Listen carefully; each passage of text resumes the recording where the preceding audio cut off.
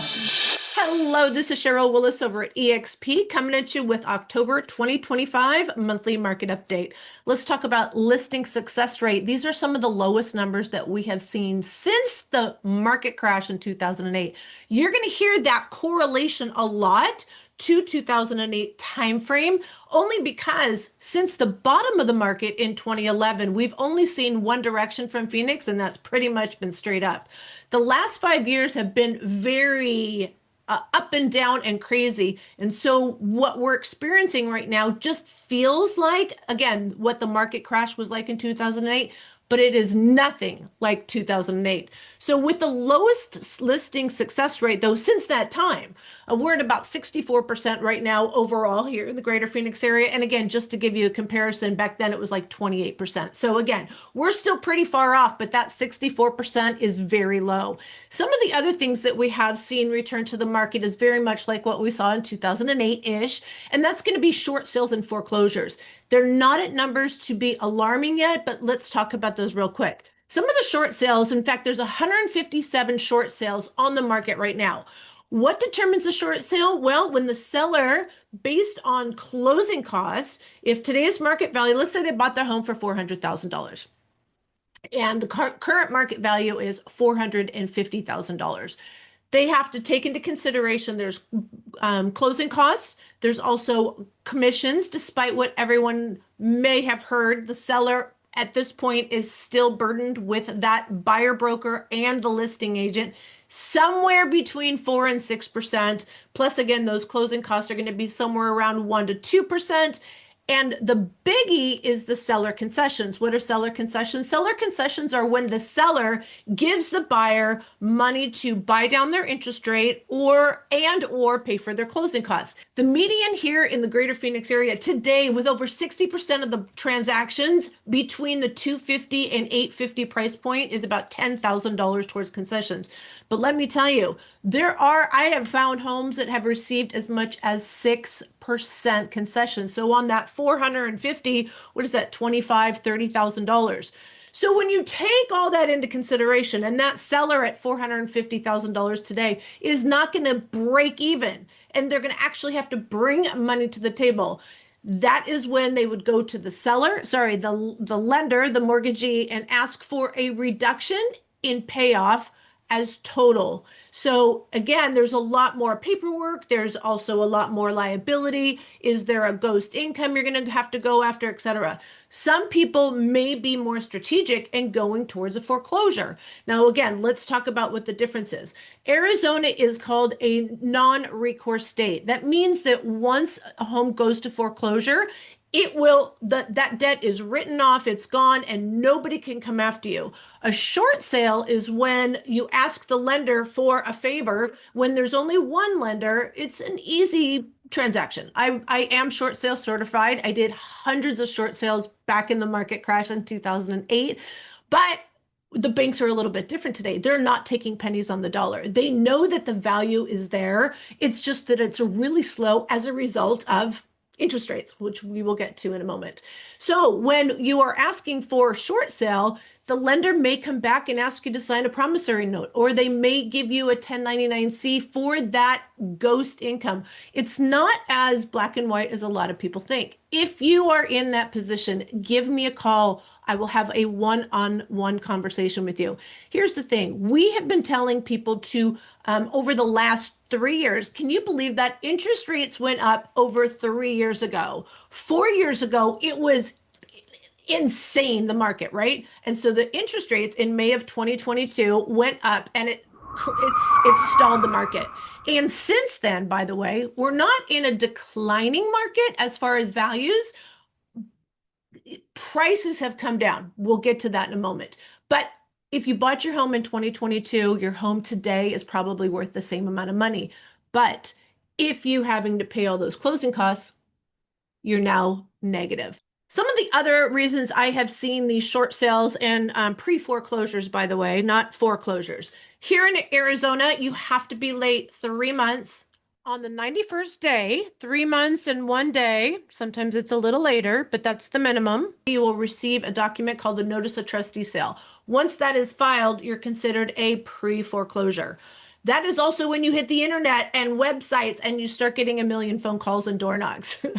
It's not until that 6 month that the home actually goes to foreclosure. And then when it goes to the courthouse steps, the ratios have been they're reverting back to the lenders because they owe more money than maybe what the market is worth. The reserve is too high. Investors today want anywhere from 20 to 30% cushion. So if you're also thinking of selling your home and you're thinking of using, and I don't want to promote any of those cash buyers, but all of the cash buyers come in somewhere between 20 to 30% below market value. If they advertise that they're giving you market value, I say run. If you are buying in today's market, though, we tell people you're going to hold your home for a minimum of 5 years. If you are thinking of only living in this house for 3 years or less, I realize there are things that come up and you didn't plan them, divorces, deaths, job transfers, things like that. I totally get that. But if you know that you're only going to be here 3 years, my recommendation is renting. Don't let any builder, don't let any other agent tell you to buy and that the market's going to change that fast. We don't see the type of appreciation that we did see over COVID. That is an anomaly. And if you got in during that time, take that check to the bank, but until you sell your home, that money is not yours. Here's another example. I had a potential seller reach out to us to potentially list their home. When we ran the numbers and we showed what had sold 2 months ago and even 3 months ago, we can take an average or a median, or even let's just go the highest cost per square foot.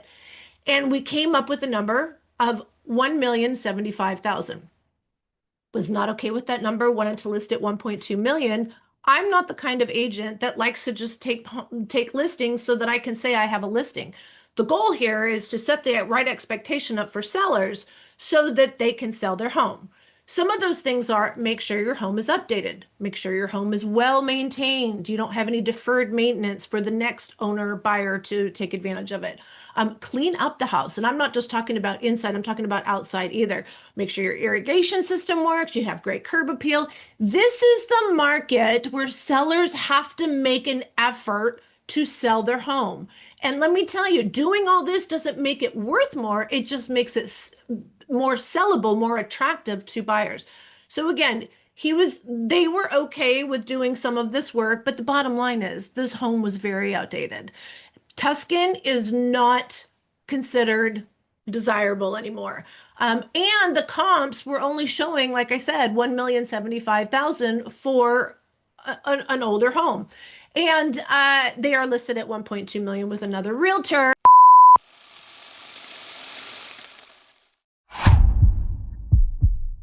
All right, the pulse of the market is measured with the Cromford Market Index. We take the supply number, we take the buyer demand number, and then a proprietary equation will tell us kind of on the numbers where we're going. If we take a look at last month, like I said, we were reporting that that number was coming up and now it's on its way back down. So when we go down, it means it's more buyer friendly. So again, sellers, I know we were hoping that we were going to see that balanced market so we would be off to an amazing spring, but I don't think that's going to happen. It depends on, and you know what? There's always a slowdown over the holidays. So I don't even, like, again, it's just buyers, good news. Merry Christmas to you. There are always exceptional year-end deals with builders and frustrated sellers. Now, each area, each city, each product even is very different. If we take a real quick look at what the market is doing in different areas, the green areas are what? The luxury areas, luxury and high demand areas. These are places like Fountain Hills, Paradise Valley, Scottsdale, Chandler, Gilbert, and Cave Creek. All of those are luxury, including Anthem as well. So if you'll notice the little green and red arrows that are right next to the index number, those are telling us from a seller perspective what has transpired from last month.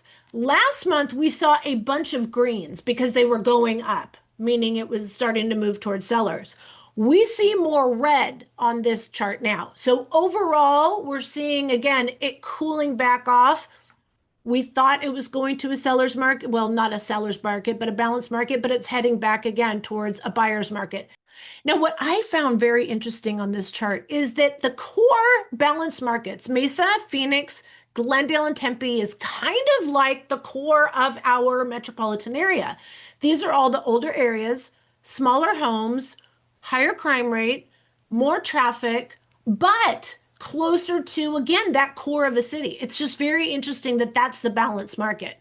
So when we look at the buyer markets and see what the commonality is, most of which it's new construction. So we can kind of break our Phoenix market up into three different categories. We have luxury, that is still in seller's market.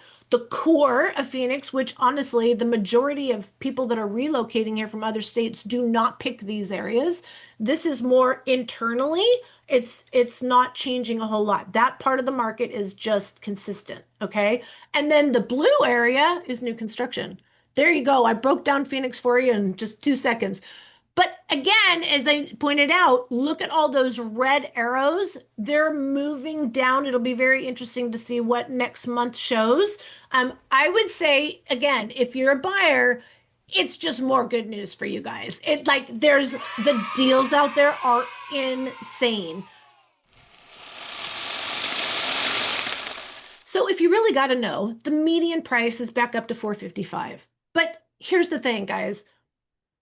It'll tell you what's going on in the market, but it doesn't tell you what's going on in the market. So I'm not going to show you all those different graphs and charts that I have shown in the past. I'm just going to talk to you a little bit about where the wins are, okay? Single family homes in more desirable areas and a minimum of a 5-year commitment, preferably a 10-year commitment. If you are looking for an area and you're willing to do a 10-year commitment but you want something new, my two recommended areas are going to both be in Pinal County. The first one is going to be the city of Maricopa.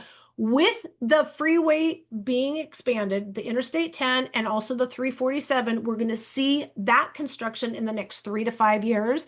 When that's complete, because it's going to be a nightmare while it's being done, but when it's complete, you're going to start to see that value come up a little bit more than it is today.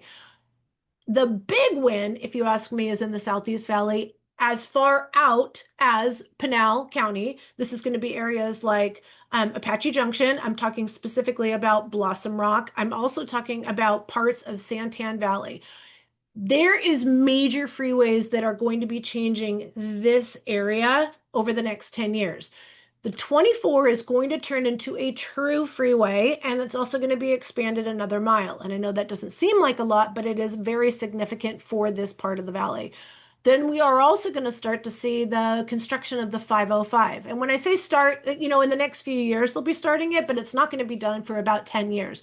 When the 505 is completed and we have that 202, it is just going to make the whole, really, the Pinal part of the Southeast Valley, it's going to make it more accessible. Santan Valley, that has been kind of a little bit of a burden on Queen Creek residents, I shouldn't say kind of, has been a burden on Queen Creek residents and has kept the values moderate in Queen Creek and Santan Valley, is because it hasn't been incorporated, and now it is incorporated. We're going to see road improvements. We're going to see money go into the schools and hopefully get better schools out that way. And then we are also going to see more public parks. And again, working with the new freeway systems that are going in. So if you're looking at a 10-year hold or more, Southeast Valley is definitely my pick. If you're also looking at Buckeye,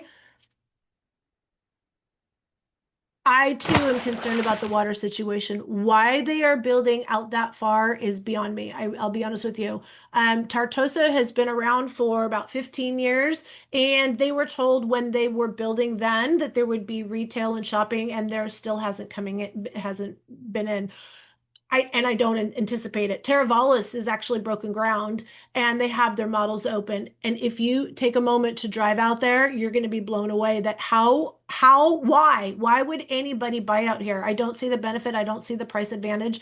There's no shopping, no dining, and you're 23 miles away from the closest gas station. If you're thinking of buying, there are so many different parts of the valley. And in my opinion, first of all, no one knows the valley like I do. And they also don't know some of the inside stuff that I'm talking about. There's another community that's way up north, Buckeye, that's been declined and they're not going to be able to build. Why? Why? Why? You already have Surprise. Surprise is blowing up, and Surprise is blowing up already, even before Taiwan Semiconductor started, like, growing out that way, because a lot of people work in Central Phoenix and Scottsdale, but can't afford or don't want to live in the Phoenix area. So Surprise was kind of their go-to. Well, now there's some beautiful communities out there, but it's still just massive communities. You're going to have a lot of builders. Retail is slow, but it's coming. But again, if you're looking for the best return on your 10-year hold, you heard it here. I said Northern Pinal County. If you want to have a conversation one-on-one, just give us a call, shoot me a text, send me an email. We can talk about just about anything. I can pull you any charts, numbers you want. If you're a seller and you're looking for input, what can I do to make my home show ready and sellable at the highest potential value? We're your go-to. All right, guys, until next time, see y'all soon.